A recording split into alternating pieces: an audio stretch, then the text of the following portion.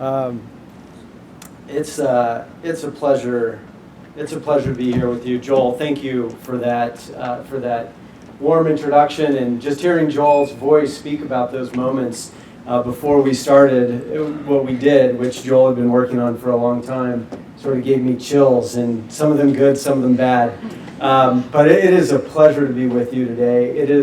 It's encouraging to see so many of you here. Actually, it's a darn good sign, and I appreciate Joel and Nick and Charlie and the rest of the team at Unite to giving me the chance to share a few thoughts with you today. Years ago, during my service with CIA, I found myself working in a country far from here, along the front lines of our fight against Al-Qaeda. I was there with fellow CIA officers of various racial, ethnic, religious, political backgrounds, and with members of the U.S. military, special forces operators that were similarly of diverse backgrounds. Our job was to discover Al-Qaeda's attack plans against the United States and work with our allies to thwart them by taking the cells of Al-Qaeda, off the battlefield. Those were foreboding times for us as individuals, but also for our country. 9/11 was still fairly recent, and we were still worried that the next major attack was just around the corner, that we were going to miss it, and that it would strike the homeland at any moment. For some of you may be wondering where I got this the shiny dome. That's where. We all make sacrifices. But what we did involved such risk that I, and I imagine my colleagues too, sometimes felt nearly paralyzed by it, paralyzed by fear as we worked. Other times the sheer magnitude of the task at hand, which was defeating what had become a vast international terrorist threat, seemed absolutely overwhelming. Regardless of those challenges, though, we were compelled by a higher cause that would not let us turn away from the fight. Though we'd come from all walks of life and had different views on all kinds of issues, we shared a deep and abiding commitment to the United States of America. The reason for our commitment wasn't that that's where we owned homes in the United States. It wasn't that we had studied in the United States. It wasn't even that our families lived here. Our commitment ultimately came from our love of what this country, what our country is, and what it aspires to be. And what it is a nation built upon a set of ideals that are actually truths about who we are as human beings.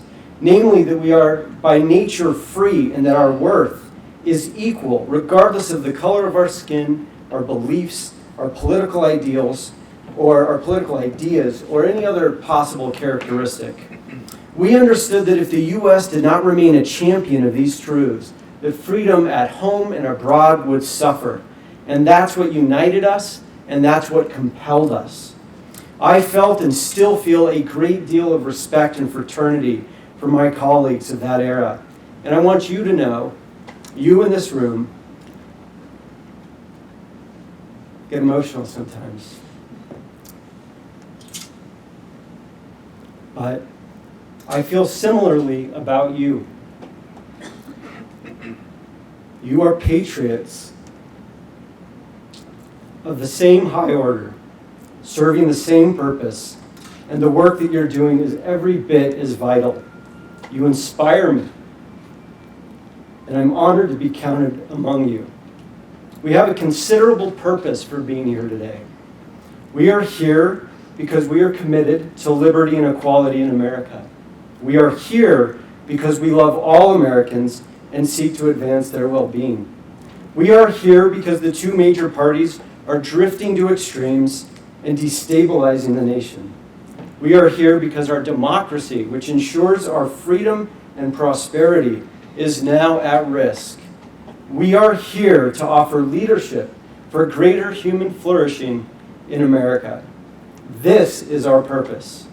Now, we might hope that the major parties would share this purpose with us and join us in the cause. But sadly, the parties now, to different degrees and at different times, are increasingly polarized and prioritize their own interests over that of the country. In recent days, I've even heard them suggest that independent candidates, some of you, are, quote, spoilers.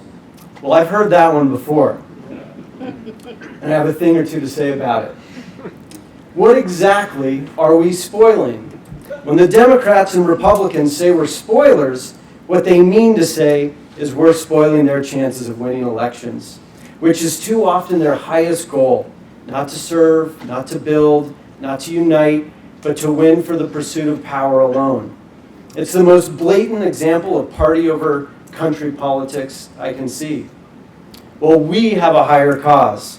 It involves putting country before party, uniting Americans around fundamental values, and offering lasting solutions to modern challenges facing the nation. This is our purpose, and for it is they who are the spoilers.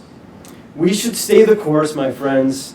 I know we will, because if they're worried about losing elections because of our efforts, then we've created the right incentives to encourage their recommitment to unifying leadership that actually serves the American interest. And that's the result, and if that's the result of our labors, then we'll have succeeded and the nation prevailed. But if the parties keep on catering to their extremes and special interests and failing to represent the millions of Americans who they've left politically homeless, then we'll keep on offering America a better way. Since 2004, the parties have been moving away from each other and towards extremes, even though they were mostly ideologically overlapping for decades before that. Though it's fair to say that our president has done his fair share to exacerbate and exploit our divisions, they existed years before he launched his campaign in 2015. And if the underlying causes of our disunion aren't addressed, there will be others like him, but perhaps more clever and even more committed to disabling and dismantling our system of self-rule. There are likely many causes of our modern polarization, but a few have arrived since the early 2000s that I think are accelerating the problem. One is modern finance laws now give outside groups fundraising advantage over the parties. Most outside groups are ideologically focused, and as such provide they apply purity tests to our leaders, pulling them further apart and preventing evidence-based policymaking and bipartisanship when needed. Additionally, the modern digital media environment, which really came online in 2004, has been a major contributor. We all used to get news from the same credible broadcaster cable television networks and a handful of national and local papers depending on where we were living. But now, especially through social media, we live in an information bubble, each of us, in which we're served inflammatory content from dubious sources that confirm the worst of what we already believe about our rivals, whether it's true or not. This is pulling us, the parties, and our leaders apart. These are among the causes of the dysfunction in Washington, in which major bills are increasingly single-party ventures jammed through on special rules like reconciliation, in which the majority avoids forging lasting bipartisan solutions, even though they're better for the people. And every time there's a change in control, the new party undoes the partisan work of the other, only to replace it with their own.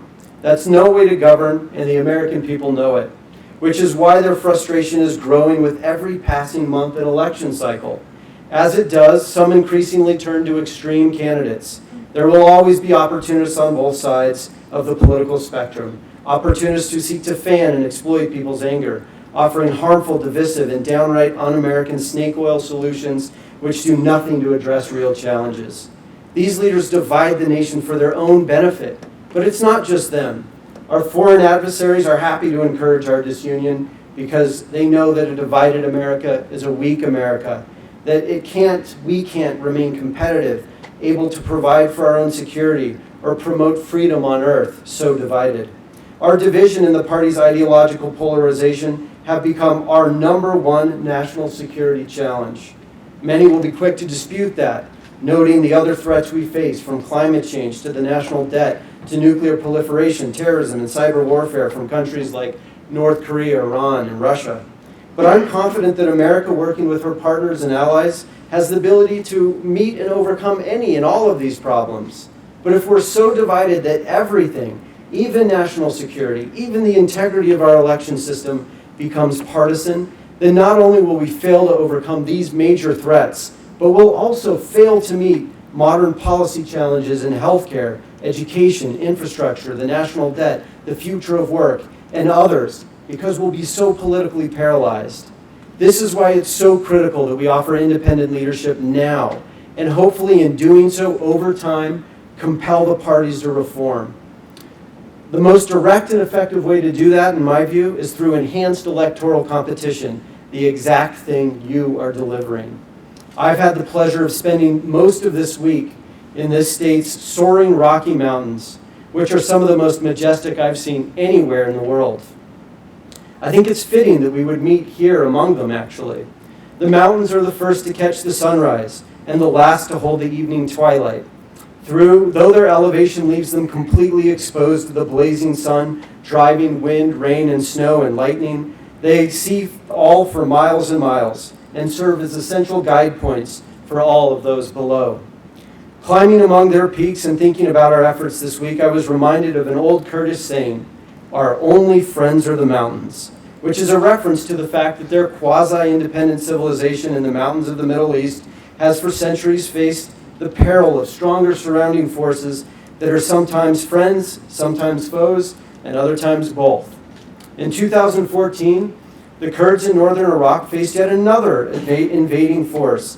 This time it was the terrorist army of ISIS, equipped with modern American-made heavy weapons, including artillery, tanks, heavy machine guns, and armored Humvees. All of it captured from the Iraqi army. The Kurds were severely outgunned, having mostly only tanks, jeeps, and rifles from several decades ago, from the Soviet era, most of it. The central government in Iraq wouldn't come to their aid because it was too busy defending Baghdad from the same attackers, and because it feared that the independence-minded Kurds could become too strong if they did offer help. Once again, the task of defending their homeland and their way of life fell to the Kurds themselves and to their mountains. And with courage, unity of purpose, and a little ingenuity, as well as the advantage of high ground, they were able to repel their well-equipped attackers until they could convince others to join them to achieve decisive victories on the battlefield. There are parallels, I think, between the Kurdish experience and our movement in the United States. In many ways, we too are outgunned by well-funded political machines on the left and the right, even as they drift ever closer to the fringes. Sometimes it feels as though we're fighting with nothing more than pitchforks and shovels. And our opponents have the latest and greatest equipment. I recall my brief 2016 campaign, which I felt much the same. And I think Joel and Stuart Spooner and perhaps others in the room can remember those feelings too. But my friends, we also have our mountains. Our mountains are our commitment to American ideals.